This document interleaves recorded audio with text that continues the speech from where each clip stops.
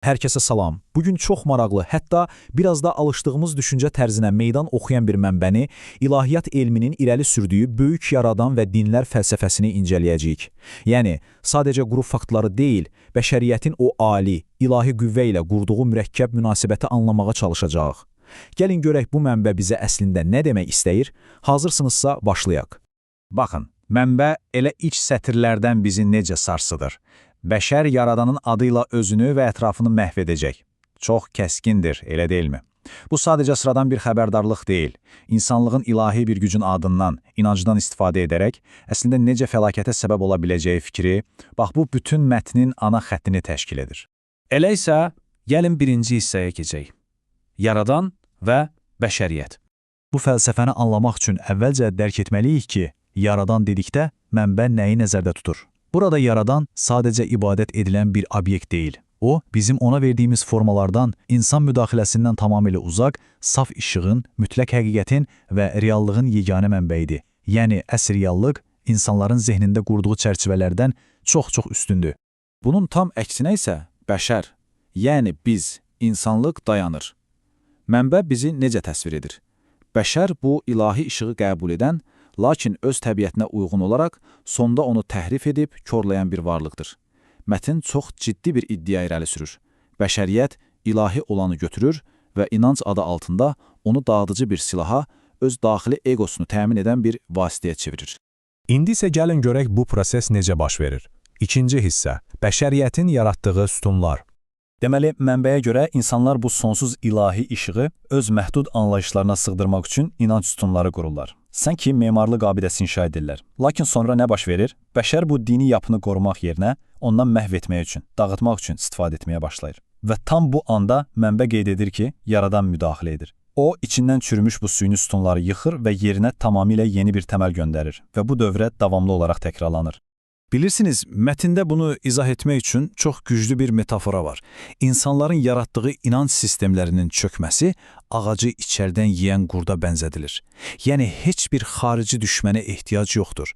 Bəşəriyyət eyni ilə ağacı daxildən gəmirən qurd kimi ucaltdığı inanc sütunlarını elə öz əməlləri ilə, öz daxilindən gəmirib məhv edir. Həqiqətən də çox düşündürücü bir bənzətmədir. Bu da bizi birbaşa növbəti məqama aparır. Üçüncü hissə, dinlərin əsl mahiyyəti. Burada biz din anlayışına verilən ənənəvi tərifin tamamilə alt-üst olduğunu görürük.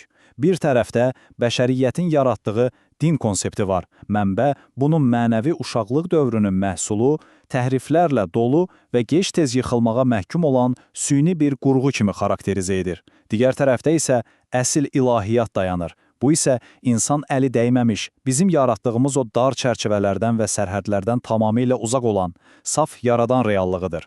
Yəni, işin əsas qayəsi budur. Mənbə iddia edir ki, praktikada şahidi olduğumuz bu dinlər əslində insanları yaradana yaxınlaşdırmaq əvəzinə, tərsinə ondan uzaqlaşdırır. Bu fəlsəfəyə görə din bəşəriyyətin sadəcə olaraq öz egosunu bəsləmək üçün ixtira etdiyi bir sistemdir. Heç də asan həzm ediləcək bir fikir deyiləmi? Bəs yaxşı, bütün bunlar müqəddəs mətnlərə necə təsir edir? Dördüncü hissə, müqəddəs kitabların qorunması. Bu, mənəvi irsimiz xaosun içindən bizə necə gəlib çatıb? Mənbə burada tək bir coğrafiyanı deyil, qlobal bir miqyası hədəfləyərək xüsusi mətnləri sadalayır. Tövrat, İncil, Quran və Budizm mətnləri. Gördüyünüz kimi, məsələyə ümumbəşəri bir fəlsəfə ilə yanaşılır. Amma diqqət edin, müəllif deyir ki, bu kitablar bizə heç də asanlıqla sakitcə rəflərdə dayanaraq gəlib çatmayıb. Tam əksinə, onlar böyük insan mübarizələri, ağlasığmaz əzablar, hətta qan bahasına qorunub və nəsildən nəslə ötürülüb. Arxasında böyük bir insan qurbanı və fədakarlıq dayanır.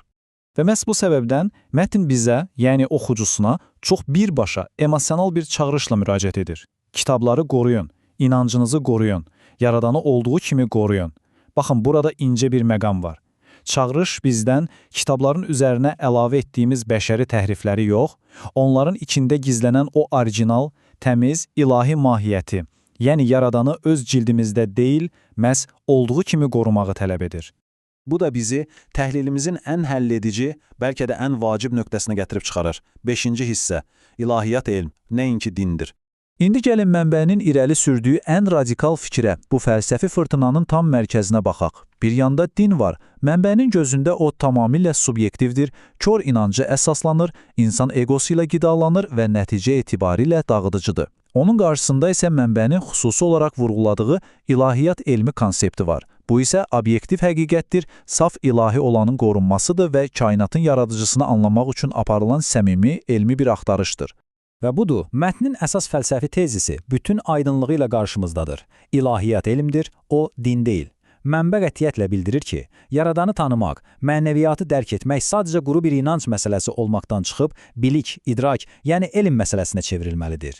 Din, bəşəriyyətin sadəcə keçib getdiyi bir uşaqlıq mərhələsi, elm isə çatmalı olduğumuz son hədəfdir.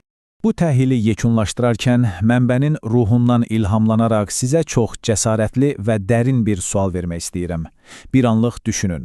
Tarix boyu bizim ilahi olanla, yaradanla münasibətimiz həqiqətənmi elmə, yəni dərk etməyə, öyrənməyə və anlamağa əsaslanıb, yoxsa sadəcə insan egosunun yönləndirdiyi və bəzən bizi fəlakətlərə sürükləyən kör bir inanca? Bu, həqiqətən də üzərində düşünməyə dəyər bir məsələdir.